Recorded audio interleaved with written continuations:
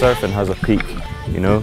You start surfing and you catch the first wave and it's like this big peak and it's a really special time, and then you're always chasing that time again.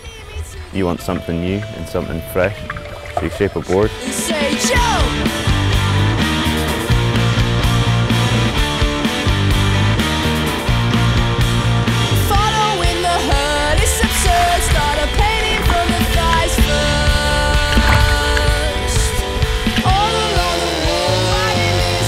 First board I made was I was about 17 or 18, so it was a foam board, and oh, it was so funny shaping it because all I used was sandpaper and a few dodgy files, and I fiberglassed it with a credit card, but it was amazing. I carried on shaping foam boards, and then sadly I became allergic to the epoxy, so I had to find alternatives, and that's where wood came in. The whole process of drawing it on the computer and then seeing it all come together is a really cool thing.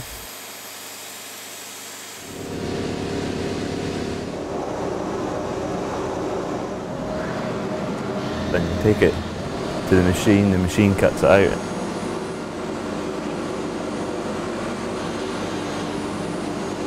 Once it all goes together, it ends up looking like a fish, like his bones basically. Soon to be a surfboard. And from that, that's where we start using all the recycled wood, which is in my other shed.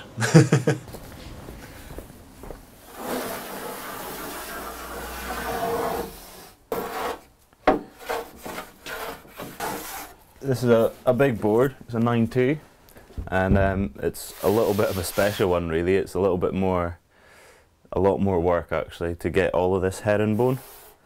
This is a mixture of driftwood and reclaimed cedar from a school like just round the corner. So the good thing about it is these are all scrap pieces left from the shorter boards, because most of my other boards are big long strips going vertically, you know, from nose to tail, but these were just the little pieces left from the end when I chopped them off, so I get to reuse them doing a herringbone. So it's a really cool way to use up all the little pieces. But yeah, this is a special board. It's been in the making for an awful long time, but I'm hoping to get it glassed this week, which is very exciting. I think people care about the performance, sadly, rather than the environmental impact. So it's going to be hard to like fully change, you know, the way surfboards are made. It doesn't really matter if you make the most eco-friendly surfboard in the world. It's still going to be kind of bad for the environment because of resin, because of sanding, all the small particles that would come off it. But you can definitely use materials that are far less bad for the environment. We're going up to see a guy called Nick Williams, and we're going to be glassing the surfboard.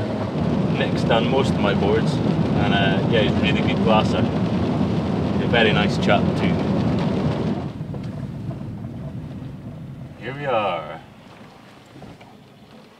Nick Williams shack, sea base.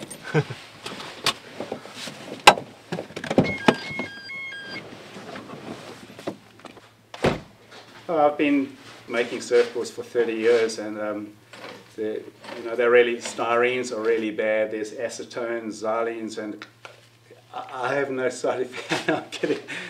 It's really toxic. You know, there's a lot of waste. There's lead poisoning, styrene poisoning for you straight away coming out. All the resin is diluted and goes straight into your pores. So there's one pile of glass, you know. But yeah, no, it's not a healthy environment. You know, what do? If you either love surfing and love making boards, you work within the environment. I love making boards. It's been my life.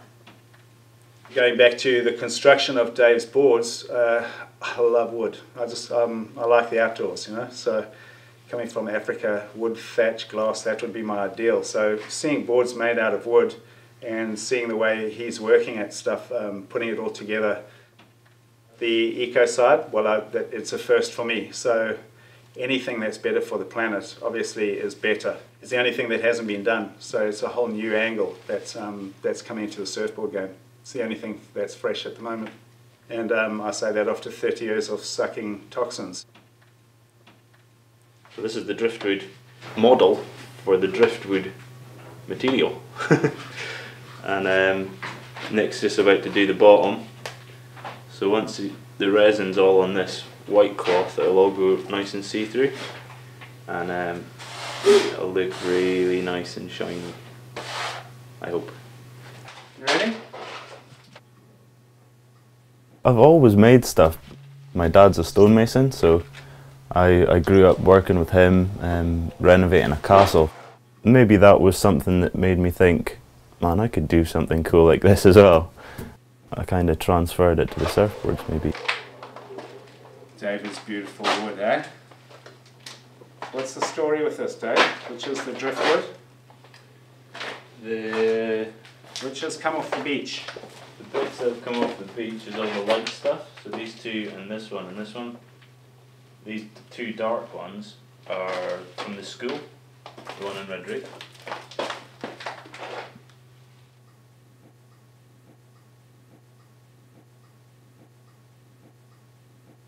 I like it a lot.